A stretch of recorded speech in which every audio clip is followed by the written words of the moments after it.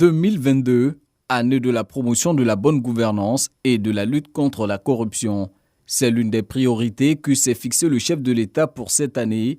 Le temps avait déjà été donné l'an dernier. Les actions entamées en 2021, notamment les derniers audits réalisés dans certaines entreprises publiques, certaines entreprises du portefeuille de l'État, ont révélé des irrégularités importantes auxquelles il convient de remédier.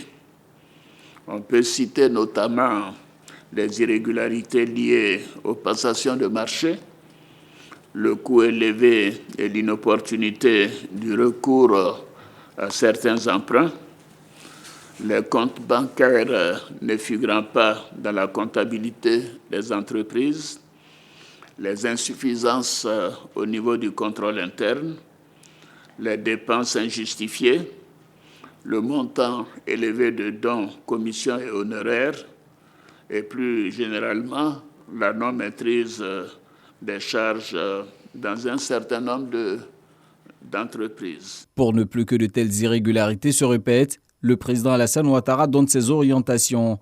Un ensemble de mesures censées améliorer la gouvernance des affaires publiques. La gravité des dysfonctionnements exige, au-delà des mesures correctives déjà prises à l'encontre des dirigeants sociaux concernés, la mise en place d'un cadre renforcé de suivi et de contrôle de la gestion des entreprises publiques. J'ai indiqué au Conseil présidentiel qu'un accent particulier devra être accordé d'abord au respect du cadre législatif et réglementaire des entreprises publiques en vigueur, notamment les règles de passation des marchés publics et de recours à l'emprunt. Il faut que les textes et les contraintes soient respectés. Deuxièmement, un meilleur suivi du bilan de gouvernance des entreprises publiques. Et évidemment, à cet effet, je souhaite qu'au terme de chaque exercice comptable, une communication en Conseil des ministres sur le bilan de gouvernance des entreprises publiques soit présentée. Troisièmement, il faut une plus grande responsabilité des directeurs généraux, des membres du conseil d'administration et surtout des ministres de tutelle qui doivent renforcer leur contrôle a priori. À cet effet, les représentants de l'État aux différents conseils d'administration doivent régulièrement rendre compte à leur hiérarchie. Et par ailleurs, les ministres doivent également rendre compte au gouvernement, au chef du gouvernement et bien évidemment à la présidence de la République.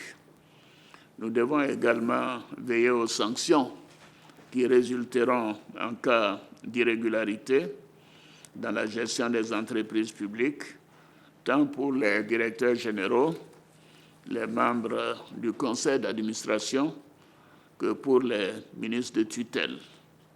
Monsieur le Premier ministre, je vous ai instruit à l'effet de prendre les dispositions pour la mise en œuvre diligente des orientations ainsi que des recommandations qui ont été faites par les audits réalisés.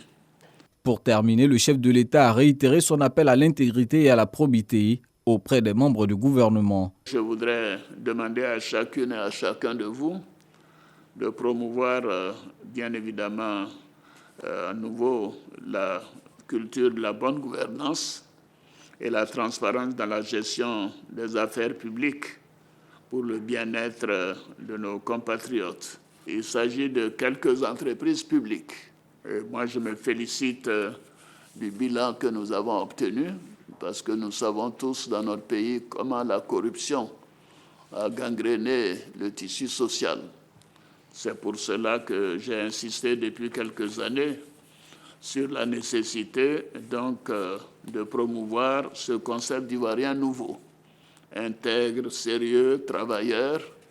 Et ces recommandations donc nous appellent à encore plus d'engagement pour cette évolution que nous souhaitons. pour encore avoir de meilleurs résultats et pour le rayonnement de notre beau pays.